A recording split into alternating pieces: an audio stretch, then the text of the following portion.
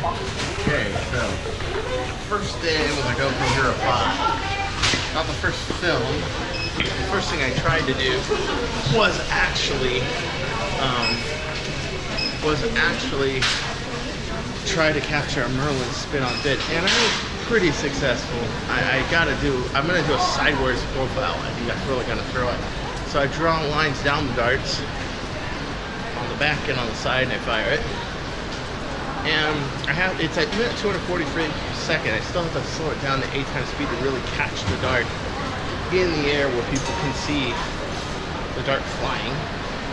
But it looks like I have 3 32 gigabyte cards that I got from my other camera, and that seems to be working out just fine. I can probably use my other camera that shoots in 1080 to shoot like shots of me shooting at stuff from where I'm shooting, that sort of thing. And it's got a case on it, so if I hit it, no big deal. You know, it's plastic coated, it's cool. This right here, Plaza Singapore, right here. So I broke this out for a couple reasons. 1, to get used to it. 2, to see what little mistakes, nuances I make, kind of throw it off. Play with different settings, different lighting, that sort of thing. It has a lot of good settings on it. But one thing I like to play with on a camera, when I have it, if I have one that actually I can adjust the exposure, it's definitely the exposure, the ESA. Definitely good for captures, like if you're shooting 240 feet per second, because, frames per second, excuse me. Because what that does, when you're going from like 30 frames per second to 240, is you're cutting their light by 1/8. And you have 2 ways to supplement that.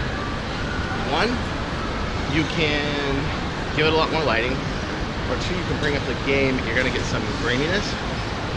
So, well, we'll see. We'll see. I like the system. I like the package on this. It's very sturdy, stable. I mean, when I open up the battery compartment, it's got like an inside metal frame on it, not just the outside that's plastic. That's pretty cool. And even the doors have like inner seals on them, because this thing's supposed to be waterproof to 33 feet. I believe it. I believe it. It's a pretty good camera, but you know, I'm not gonna just take a camera. Hey, Jason, you get a camera. Well, that's nice. Well, first thing I was concerned with when I got the camera was get the thing home.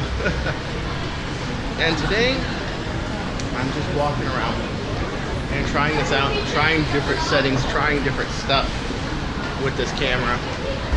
I got a bag to put it in, so I don't really have to worry too much about it. Okay. As you know, I usually long dialogue for my videos. That's kind of my style.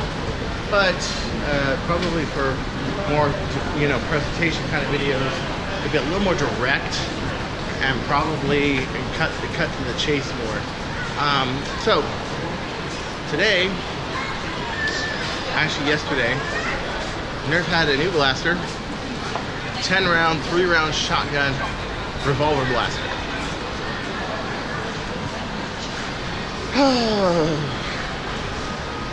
First off, the thing looks like it can weigh down a midget or a small person or a big dog in the East River with the damn thing. Unlike the Mastodon, but you could probably just weigh down a whole person. It's like 15 pounds of plastic. It's huge. It's enormous. The second problem with this blaster is it's a ripoff. Why? Because they ripped off Avery, my friend Avery Covert. Ripped him off. He came up with a 3-shot burst design, 6 positions, 3 shots each, making 18 shots for the cyclone shot. Well, you know what I gotta say about that? Make those turrets really inexpensive and tell Hasbro to go fish. That's right. I'm sure that this beast monstrosity Doomlands blaster that Hasbro made is gonna cost an arm and a leg. I'm sure it's gonna weigh like 6 pounds. I'm sure it's not gonna be the greatest blaster in the world. I, for one, do not like unnecessary heft on Nerf blasters. Good reason. You know, if a blaster is of decent size and it weighs 7 or 8 pounds, no problem. But when you got this big blaster, it's unnecessarily huge, goes the same velocity anyway, what is the point? Okay? And me personally, if I had 6-round shotgun, meaning 18 rounds, I would pick that over 30 and 10 in this blast that weighs 3 times as much anyway. I'll improve them up with Cyclone Shock. I do it, okay? I'm really upset because I know modders who came up with this first and Hasbro copied them. They did the same thing to Andu with the Messenger when he came out with the Tri-Strike, okay? And before that, it was Trent Aguirre who came up with his Fire Strike Triad combo, which was a really, really good blaster. I just think Nerf's out of ideas. They're out of ideas. They are dependent on gimmicks, gadgets, attachments, and not only that, they're dependent on other people's ideas, not their own. Alright, so let me sit down somewhere. If I can find a seat in this mall, which I had to go to the bathroom and change out this GoPro just to get it running. I didn't want to do it in public where people might stifle me or something like that. One thing I don't like about big shopping malls, not enough seats. Good reason. They want people walking around shopping. Of course. But they could do better. You know, they could do better.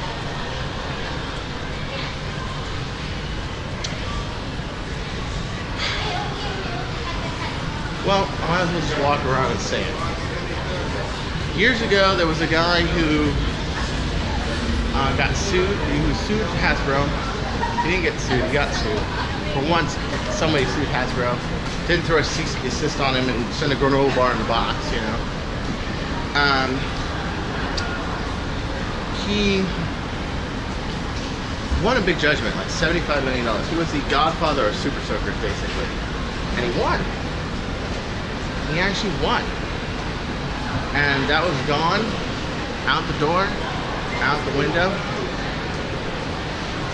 You got the chief engineers who worked on the Mega lines, the Rotofury, the Cyclone Shock. That guy's pretty good. Mr. Jaworski, that guy's pretty good. I like him.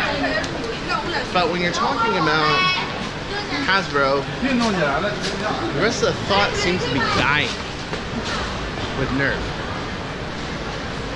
Okay, I'm pretty sure that the Raptor Strike, excuse me, is pretty much just a play on the Tri-Strike. And I'm pretty sure that the Tri-Strike, who's gonna touch that? I mean, okay, now we got 2 blasters that use the Tri-Strike system. Okay, great. Might get somebody who makes a bolt sled from that, great. You know, might get a lot of things from that. But it makes it more universal. But let's face it, the Retaliator system was used for a long time. Tried, true, worked, everything. The Retaliator system, dated, of course. And the Tri-Strike really doesn't answer the Retaliator system. Slamfire. Okay. I hear the Slamfire is really bad on a Tri-Strike. Yeah. And who wants to put Slamfire on a bolt action? Sure, maybe they thought someone was gonna make a shotgun grip for it. Maybe. Nobody has. And possibly nobody will. Somebody's bugging me on Facebook again. You see,